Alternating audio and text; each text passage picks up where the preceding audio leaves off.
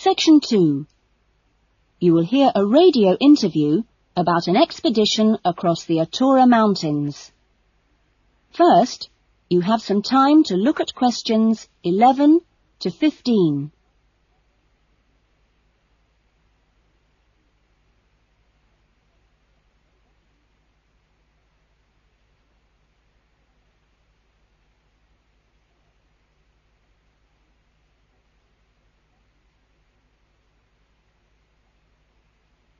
Now listen carefully to the interview and answer questions 11 to 15. A dream came true in 1995 when, over 96 days of the spring and summer, an expedition of 4 men undertook what they believed to have been the first and only complete end-to-end crossing of Morocco's Atura Mountains. I talked to Charles Owen, the leader of the expedition group, about the trip. Charles, how much planning went on beforehand? Well, as you know, I run these walking trips across the mountains for tourists, and over the years I've collected maps and other data to prepare what I call a route book for this trip. And this book basically shows the route across the mountains that we took. You actually broke records while you were out there, didn't you? Yes, it was 900 miles in total, and we managed to climb 32 peaks that were over 3,000 metres high, including Toub Kal, which is, of course, the highest in North Africa. Yeah.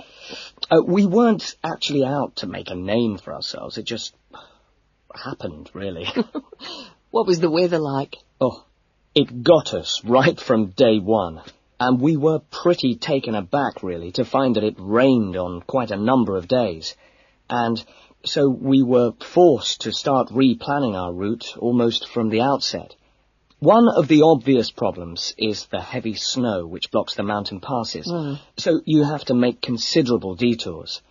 When we were on the way to Imilchil, for example, the snow forced us into a northern bypass, which was new to us. But anyway, either way, we would have been rewarded because, well, we fell upon amazing high meadows, huge gorges and wonderful snow-capped mountains. The scenery was as fine as any we saw on the trip, and that was how it was every time. Having to take another pass was never a disappointment.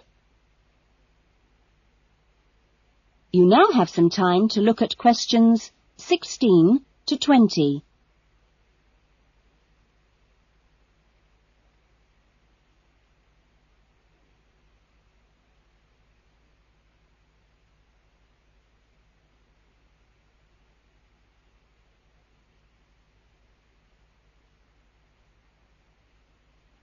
Now listen to the rest of the interview and answer questions 16 to 20. It was in many ways a social trip, wasn't it? Yes. We'd arranged to meet up with friends at various points on the journey. I mean, this was actually one of the purposes of the trip. And we managed to keep all these dates, which, well, it's amazing, really, considering the detours we made. An old friend acted as a sort of transport organizer for everyone, and the Hotel Ali in Marrakesh was a good social base. I'd really recommend it, although I can't remember who runs it.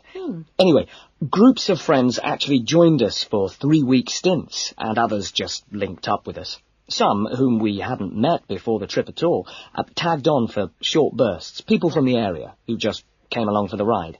But outside the major visitor areas like Toub Kal, we only met one other group of travellers like ourselves in the whole 96 days. Were there any bad moments? Well, we took 2, I must say, long-suffering donkeys with us to help transport water and tents and things. I suppose if we were to do it all again, we'd probably hire donkeys along the way. Taza and Tamri, as we called them, after the last places in the trip, well, they made quite a unique journey between them. And, well, but it was continuously demanding for them. On both the really high summits, they took diversions that were quite out of character. and I can only assume that it must have been due to tiredness. Well, thank you. And Charles has put together a video about this journey and continues to lead groups to the Atura Mountains.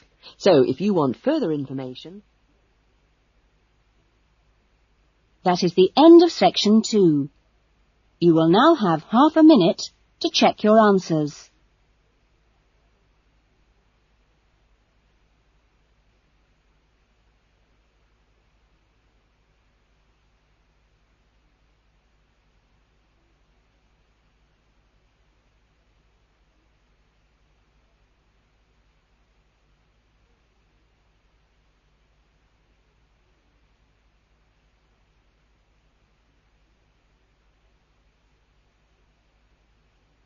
Now turn to section 3.